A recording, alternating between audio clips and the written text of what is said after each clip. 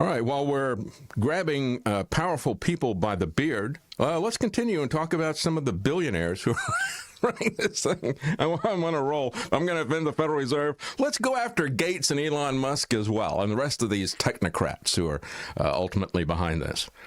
LifeSite News asked yesterday, why is Gates so focused on abortion and contraception? Well, of course, we know it started with his father.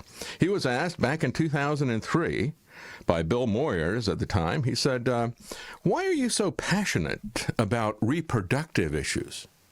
That's a polite way to put it, isn't it? Why are you so hell-bent on killing babies? That's what I would have asked him. Did you come to reproductive issues as an intellectual, philosophical pursuit, or was it something that happened? Was there a revelation?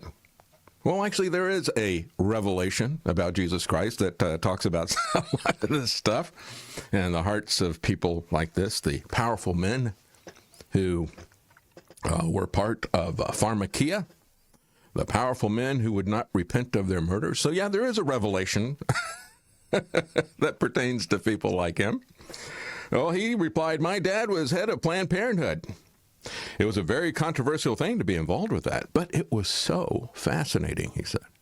So fascinating, wasn't it? Well, you know, the who our parents are has a big impact on us, doesn't it? And we can look at Bill Gates' father and his involvement in that. We can look at people like, George W. Bush, his father being in the CIA. His grandfather, George H.W. Bush's father, he was one of the founders of Planned Parenthood. He was the initial treasurer, Bush was, Preston Bush. And you can see the very first fundraising letter that they put out. George W. Bush's great-grandfather was right there at the top of the letterhead, along with Margaret Sanger, the eugenicist. And you see eugenicists, the elitists, the globalists, the technocrats, all of these things, the technocracy, all these things kind of coalesce in the same way that you have multiple technologies like genetics, robotics, artificial intelligence, nanotechnology, GRAIN, if you want to remember the acronym. But all of those different technologies, they come together as a part of the Great Reset, transhumanism, the singularity, all of these different types of things. You also have these families that coalesce around these same issues of eugenics and other things. And Elon Musk fits in that tradition as well. That's why I was absolutely amazed to watch the excerpts of Babylon Bee interviewing him, elevating him. I mean, I understand it when it's done by Time magazine. I was kind of surprised at the lack of discernment at the Babylon Bee, hailing this guy as some kind of a wise sage. I wasn't surprised when Alex Jones did it. Alex Jones is, as a matter of fact, after that interview, Alex put out actually, it was like the headline of his show or something yesterday, how Elon Musk was positioning himself to stop the Great Reset, to take down the New World Order. Well, I think there's more involved there than just the fact that Alex has never seen a billionaire that he doesn't want to suck up to. Does not want to offend any of them either. But if he sucks up enough to them, maybe, they'll throw some cash his way. I think he has sought out every single billionaire he can find that isn't George Soros. But some of these guys who pretend to be libertarian-leaning, conservative-leaning, Trump-supporting, they're as evil in their agenda as George Soros is. And I would say that about Elon Musk. I had differences with Alex going back to when I was still in the air. And Elon Musk remember when he sent up that rocket, and he had supposedly on the top of the rocket, he had one of his failed sports cars, the Tesla Roadster, the first edition of that. Piece of garbage, absolute piece of garbage. Jeremy Clarkson at Top Gear took it out, and he said, first of all, it handled like a dog because it was so heavy. That's the antithesis of what you want in a sports car. And then he could only take it around the laps, pushing it really hard. He said, yeah, it's great, straight line acceleration. But in no time at all, that early vehicle, the batteries died, and he just ripped that car up one side, down the other. Elon Musk threatened to sue him, or maybe he did sue him. I don't remember what it was. But that failed sports car, the first Roadster, the first Tesla Roadster, he supposedly put it on the nose cone and launched it out into space. Well, I don't know if he did that or not. I mean, kind of looked, a little bit of that looked a bit hoaxy. But I was just ripping Elon Musk up one side, down the other, as somebody who is part of the technocracy elite, somebody who has been the insider of the insiders, somebody who, if you really understand his background, is far worse than the fact that he has established himself as a crony capitalist, taking money from the government for doing what the government wants to do. Is it okay if you do that openly, but it's bad if you do it secretly? I mean, that is the business model now. You do what the government wants you to do. So if the government wants you to censor people, you do that. You don't, the government is not supposed to be creating censorship, so you do it in a secret way.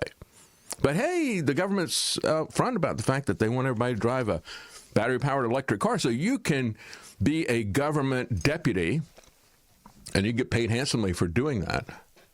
And that's not a problem. So it's not a lot of problem with people who call themselves conservatives or libertarians either, is it?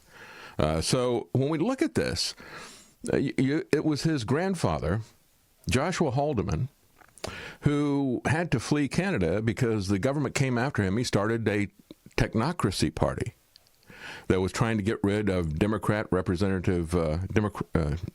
and representative government in Canada. And when I went back to get the dates and stuff, I noticed something very interesting. I've had Julianne Colarafi talking about the humanized mice program that is being used for the universal flu vaccine. Now, that is all over the headlines, and we're going to talk about that later today.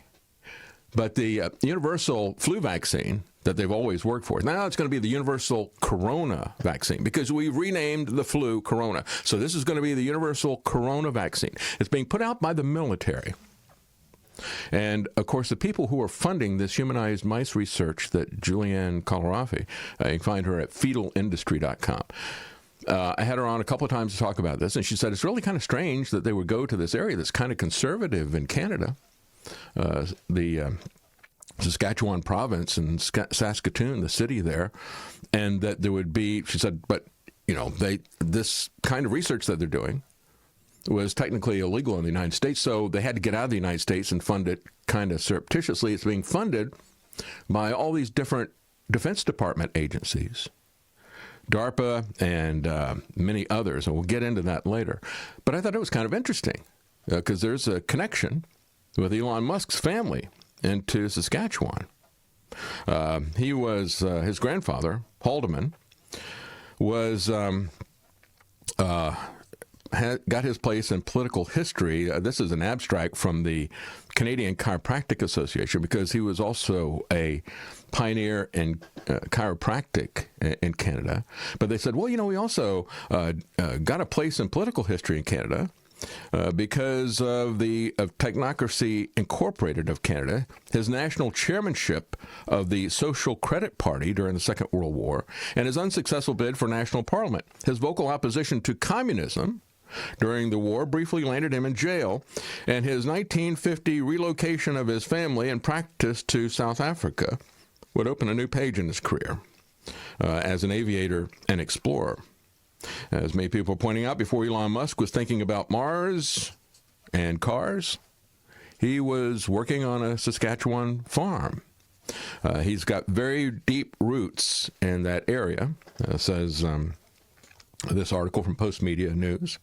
And as they pointed out, this is a guy who, in case you think he's not part of the transhumanist technocracy, just take a look at Neuralink, right?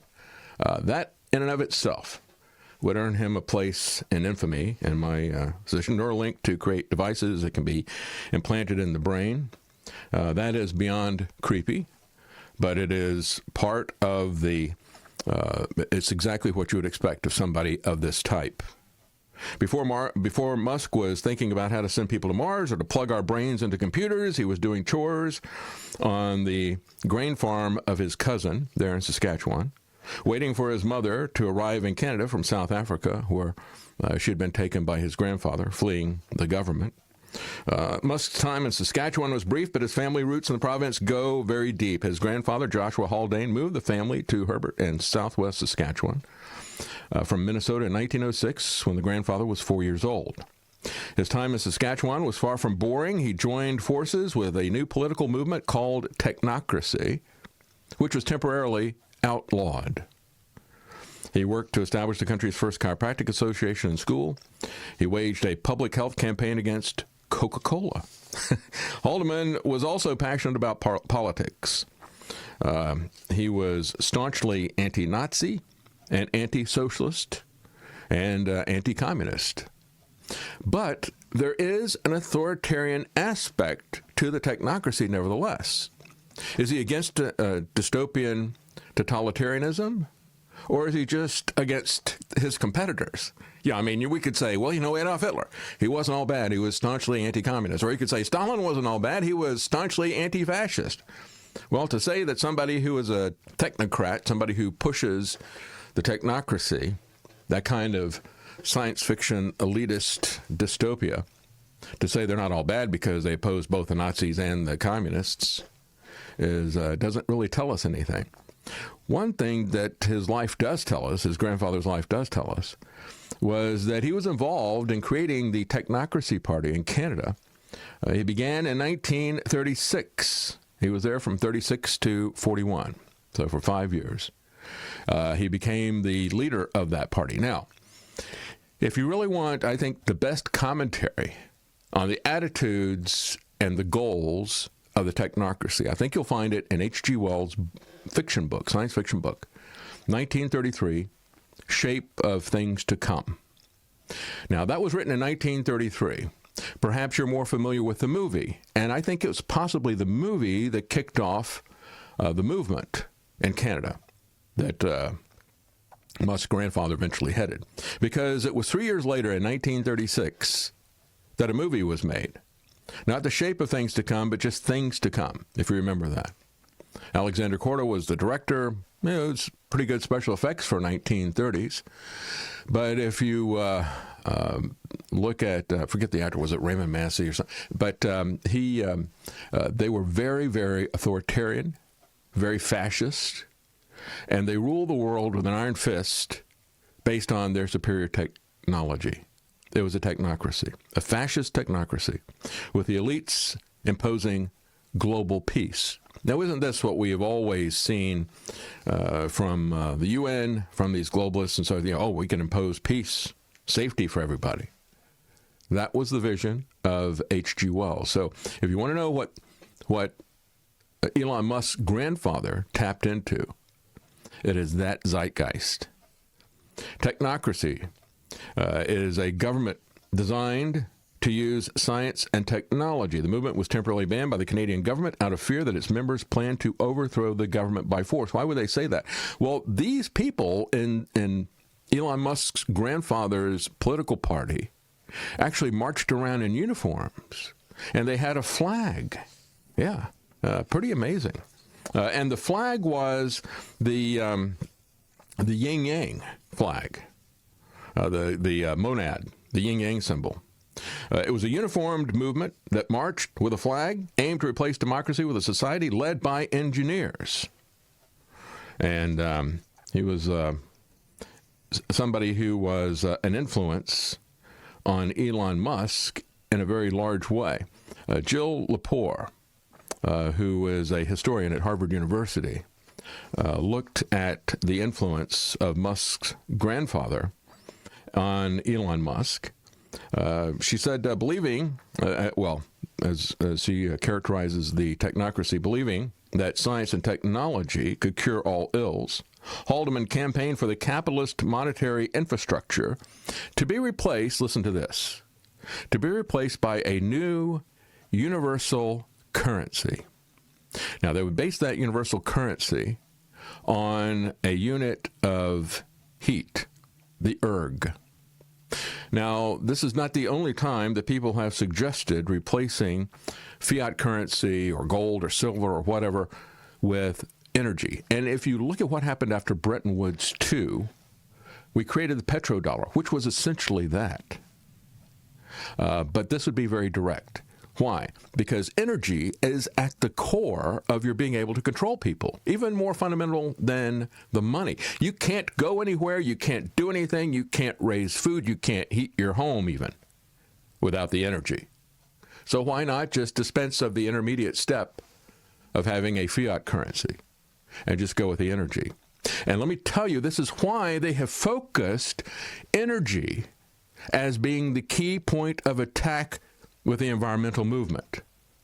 The UN Agenda 21, which became the UN 2030 Agenda about 2015, that Davos and the UN, all these people, the smart cities, limiting what you're doing, watching every aspect of energy that you use. And if you look at what MasterCard has already announced in conjunction with the United Nations, saying that we will set up a way that we monitor and assign an energy use. That's when they talk about a carbon credit or whatever. They're really talking about energy use. So what we will do is we'll assign a factor of energy use to you on your purchases, and then we will cap you off. And they will do that once they get the central bank digital currency. They're already trying to do that with the United Nations and MasterCard. They've already announced that. I talked about that months ago. And so if they are able to control your energy use, that means they control your food, your movement, everything that you do. And so the energy is at the center of this, and that's why the globalists have focused on the idea that we've got to strangle energy production. We've got to have a choke point. We've got to strangle it to death, because otherwise the world is going to burn down. And let me tell you, Elon Musk is one of the biggest pushers of the Green New Deal stuff, of environmentalism. That's what he has built his fortune on with the electric cars. But he sells that very, very hard. Very, very hard. So, yeah, go ahead and cheer this guy. Look, I understand, when Alex is doing it, like I said, he doesn't want to offend billionaires, especially billionaires in his backyard. It'd be great if they became friends because, he could chip in to keep InfoWars going. But it is also the fact that what Elon Musk is selling is a new age vision and an evolutionary vision that Alex has bought into 1,000%. Evolution and new age religion. That's what it's about. We're going to evolve and go to the stars. Oh, Alex is all about that. And that was what he was ranting about later that day. I mean, I didn't go back and challenge him on that like I did 2020, like I did the Stop the Steal stuff. I didn't challenge him directly on that, but I just made my comments, and, he let me make my comments, and then he came out with his effusive praise of Musk. But anyway, the Canadian government, again, banned the movement over its opposition to World War II. Similar ideas are inspiring the current excitement over meme stocks, over cryptocurrency, over the man, Elon Musk, who now calls himself Techno King. The Harvard historian Lepore said his ideas, his extraterrestrial capitalism, is driven by fantasies that come from science fiction and from his grandfather. She offers her theory that Musk is a creature of science fiction that he devoured during his youth, much of which reflected his grandfather's technocratic philosophy. She said a lot of what he seems to be inspired by has been thought of as utopian, but it was in fact dystopian. If you look at H.G. Wells' vision of that technocracy, I think he was putting that out as a utopia, but I see it as a very, very clear dystopia of the elitist rule. Much science fiction in the middle of the century was meant as a warning about how science could come to dominate our lives, right? And this is an article from businesslive.com. And so, but young Elon Musk, says the Harvard historian, instead found the dystopian future to be exciting, and this is what inspires his companies, such as SpaceX and its mission to colonize Mars. Lepore suggests that although some of this stuff sounds very libertarian, something very different is going on. Crypto enthusiasts' attitude toward money aligns directly with the distrust and feudalism of the Middle Ages. And she said, we're not going to read about Elon Musk's obituary in 50 years and wonder whatever happened to him. It will be a big budget Hollywood ending. Oh, absolutely.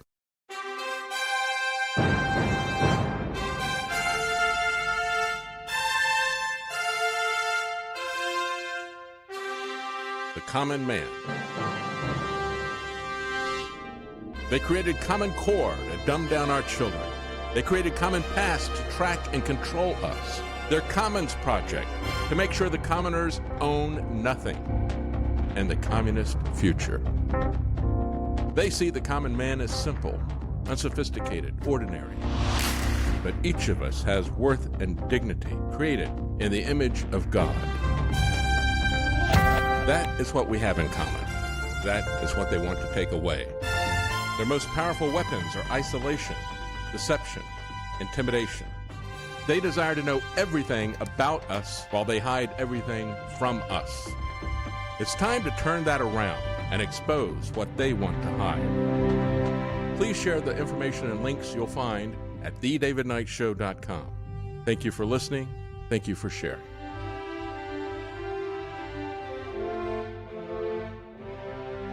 If you can't support us financially, please keep us in your prayers. thedavidknightshow.com.